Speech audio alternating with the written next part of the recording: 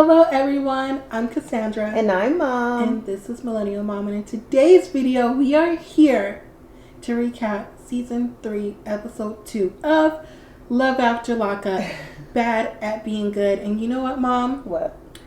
This episode title was fitting for the whole episode because it was just a filler episode. Yeah, it was. So, let's get into the video.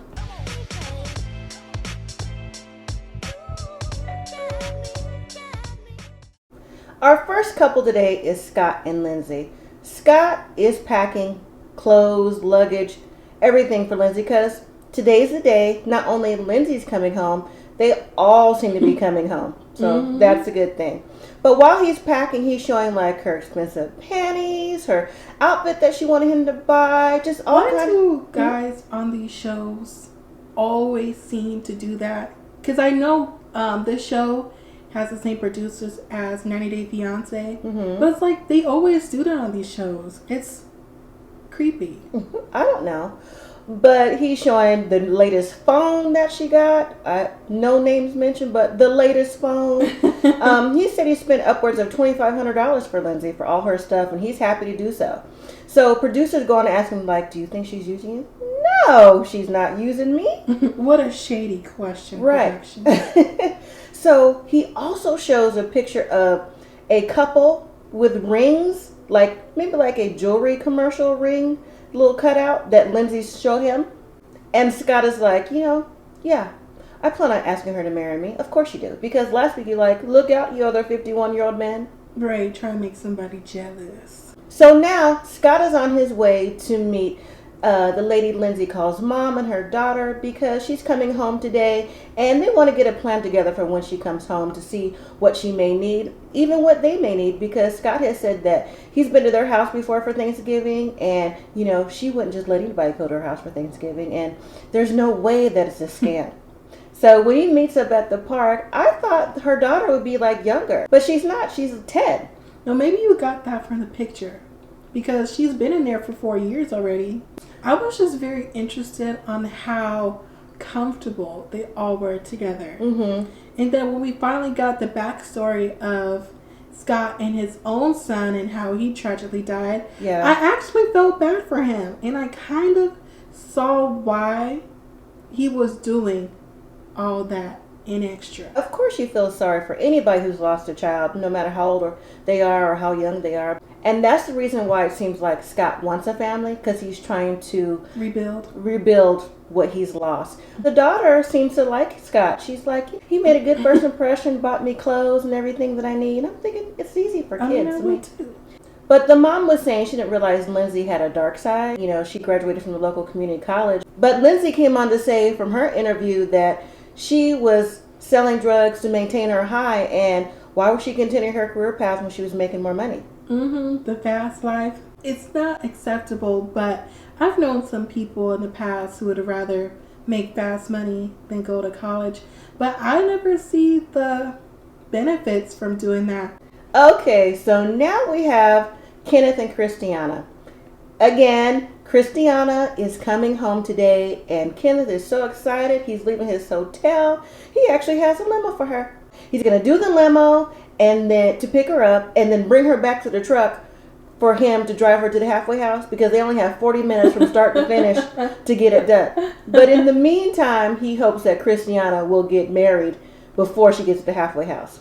I thought the whole conversation with Kenneth and the limo driver was so funny because the limo driver was asking him questions and Kenneth was like, yeah, she loves me and blah, blah, blah.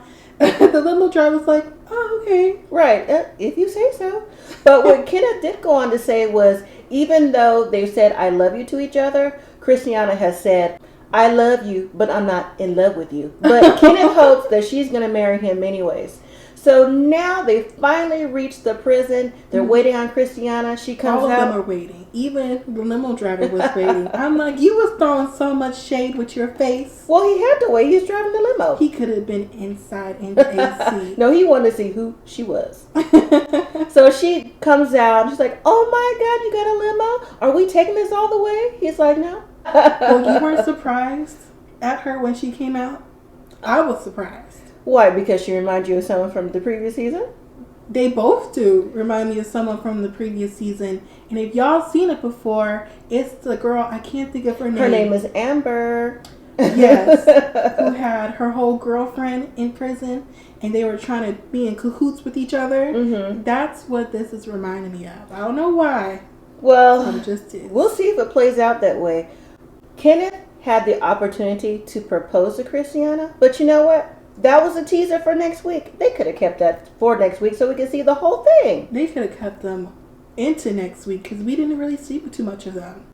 The next couple we have is Jessica and Maurice. Mm-hmm. Now, I have my own opinions about Jessica, but Mom, go into their segment for this episode. We both have our own opinions, but I'm trying not to make it as judgmental as my opinion, just what I saw on TV. So, again, Jessica is going to pick up Maurice from prison. He's actually in California. She drove there waiting. Now, she's nervous because she doesn't know how she's going to feel when he comes out. She hasn't seen him in 2 years. His visitations got revoked because he was in trouble for trying to sell drugs. Now, what she said was he's used to seeing her in sweats, things like that, but today she's having her boobs out, got her dress on, because 2 years is a long time. Well, that wasn't even the part that got me.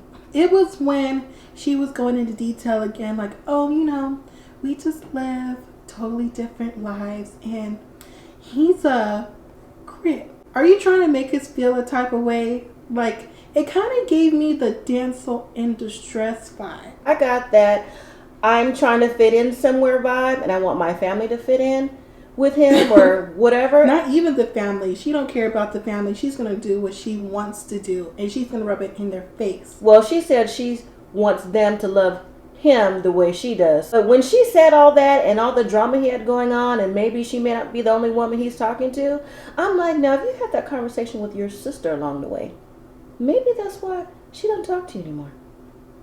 So now Jessica finally gets to prison. She's waiting. She's like, is it him? I don't know if it's him. Like she won't recognize him or something. He finally comes out. They start kissing and hugging everything. And Maurice says, you know what? I'm exuberated. Yeah, exuberated. Exuberated. Not exasperated. Exuberated. Well, why would he be exasperated? Because, he's you know, excited. He's happy. Because he said, forget all the fake friends in there. Forget the people that's inside. I'm here with my wife now, and that's what's going on. Lord, he reminded me of somebody when he said all that. Again, another story for another time. But to wrap them up, what he said, you know what? He got tired of talking to producers. He said, I want to go with my wife now. We're going to have sex. And Jessica was like, yeah, come on. I was like, just already starting off. So now we have Quelan and Chevelle. Before she has to go pick up Quelan with his mama later on. She has a conversation with her mom. She does, and her mom is there. Well, some of her family's there to pick up her little girl so she can spend time with her grandma and her other family members while her mom is on her road trip. And her daughter's like, oh, am I really going to stay with grandma? She's like, yeah. So other family members take the girl to the car, and the mom stays behind to talk to Chevelle. And she reminds Chevelle of her morals, her values, what she taught. And like, are you really sure? Like, you don't have to do this. You know, Quelan has been in for a long time, and he may not be ready, not for you, but just ready in general. She's like, I love him, and what made me fall in love with him is when he sent my daughter her birthday card. And I was like, oh. That's it? Yeah. Like, that's why she fell in love. Well, one of the reasons why she fell in love, that, you know, he's her dad figure now since the little girl's dad is not in the picture. So the mom goes on to say how she loves hard, and, you know, if you trust him, I trust you. Just make the right decision. I don't think it's the right decision, especially not for her daughter, just to be meeting somebody already so quickly. Not saying that, you know, he's a bad person, but just, I don't know, I just think it's too fast. Now Chevelle is on the way to Quelan's mom's house, and her name is Quelandria. Huh? Quelandria? She named Quelan after her, and I was like, now that's different. So they meet for the first time, and they have a good conversation to start. As they get started on their road trip, things become tense when Chevelle learns that his mom wants Quelan to come home to Houston just for a fresh start. And Chevelle's like, no, we talked about him staying with me. And his mom was like, no. They were back and forth, no, yes, no, yes. Miss Quelandria said, you know what? Don't make it be like, I pick up my son and we walk out the door and he's going home to Houston. Chevelle's like, no, he won't. She's like, yes, he will. See, but I was like, Quelandria, you're in her car. So how's all this going to work out? Well, sometimes, it seems like moms might be able to, I don't know, have a little bit of the upper hand with their children when it comes to relationships. I mean, Quelana's been there for a while, so, I mean, does he really know Chevelle? Well, if they want to say that they do, then they say that they do. But I feel like Quelan isn't 100% staying with Chevelle anyways, based off what he said in his confessional. Because he's worried about going back into the streets. Yeah, he is. So I can honestly see him, not because his mom has a hold over him. I can honestly see him going to Houston, just to start a new life. And maybe Chevelle might even go with him. If things work out. The final couple today is Shawn and Destiny. Shawn is on the way to meet his kid's mom to tell her about Destiny coming home from prison and Destiny living with Shawn, and that's going to be a big surprise. Well, on the way, though, he gets a call from Destiny. Now, one thing I noticed, Destiny calls every time Shawn is somewhere. Like she knows, like they have a schedule or something. I'm sure. Well, Shawn tells Destiny that he went ahead and paid that bond for her and that she's going to get released tomorrow. Jeez, how much was that bond again? That bond was $5,000, 10%, but it's $50,000 if she doesn't show. And one of Destiny's convictions are not showing up for court. She's a runner. Run off on the bail twice. Yes, so he's concerned. So he tells that to Destiny, like, if you don't show up, I'm on the hook for it. And she's like, well, I understand that, but don't stress me out. I don't want to be judged from what I did before. I was like, really, Destiny? AKA, say one more thing, and I'm going to be running off.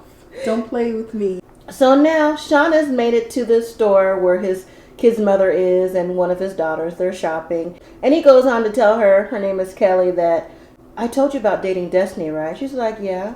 Well, she's going to be coming home and she's going to be released to my house. She's like, what? So soon? Like, how can you trust her? How do you know she's not a man? How do you know you're not being catfished? She's like, I know she's not a man. I'm not being catfished. I love her. Eventually, I'm going to get married. She's like, married? We've been together off and on for 22 years. You don't want to marry me? Ooh, I wasn't good enough for you? He's like, it wasn't like that. It was like that. He tried to ease it, like, no, it wasn't like that. She's like, so I wasn't good enough for you to have your kids? But what he said last week was, even though he's been with her off and on, he liked her or loved her, but just like Christiana and Kenneth, he wasn't in love with her enough to marry her. But I'm like, 6 kids. I think he just wants a little tenderoni now. Maybe so. And that did not go over well. And Kelly said, well, how much money have you sent her? He's like, about $3,000. I'm like, see, now, you already starting off on the wrong foot, too. You might as well have told her how much. And she's like, $3,000, so you're taking away from your kids? I mean, right. I would have said nothing because you already knew she was going to say something about that. Yeah. And Kelly said, you know what? My kids aren't going to be around her until I get to know her or you get to know her because I can't trust her right now. So he's like, well, I understand that. And then the oldest daughter comes over. He's like, well, I guess I've explained to her. She's like, yeah, I'll meet you in the car. Call me when you're done. So when he explained it to his daughter, and she was definitely apprehensive because she found out that her convictions were about drugs. So to me, I don't know if you got this or you saw this, but I was kind of wondering, does her parents have a relationship or dabbled in drugs in the past? Because that's what it kind of looked like to me. And she was showing some PTSD from it, like, how are you going to bring somebody else in when we already have our own troubles dealing with that stuff, Yeah, and she's 16, so she's old enough to know, seen, and heard whatever along the way. It may not necessarily have been drugs or whatever. It could just be just family traumas in general. So she's fully aware of what's going on and what she doesn't like. And she said, well, I don't know. You may not see me for a while because I don't know if I could trust it or trust you. And it seems like maybe Shawn is missing something in his life. I don't know what he's looking for, but a midlife crisis. That's what it seems like. I don't feel like he's missing anything besides want to be with someone who's a little bit younger, and then when that doesn't work out for whatever reason, because we know that's not going to work out, he's going to try to get back with the girl's mama, Kelly. All right, so that was the end of this week's episode. There really wasn't much to talk about because they weren't really doing too much in this episode. No, it was more of a filler episode. Maybe we'll get to some drama or something in the next week or two, because we still need to see Quelan come home and Destiny come home and see how that's going to play out. And if Christiana is going to accept that marriage proposal in 40 minutes. You know she is. Well, anyways, thank you all so much for watching. Make sure you let us know what you thought about this week's episode in the comments down below. And also make sure you like this video and you subscribe to our channel. Thank you all for watching. And as always, live simply, be grateful.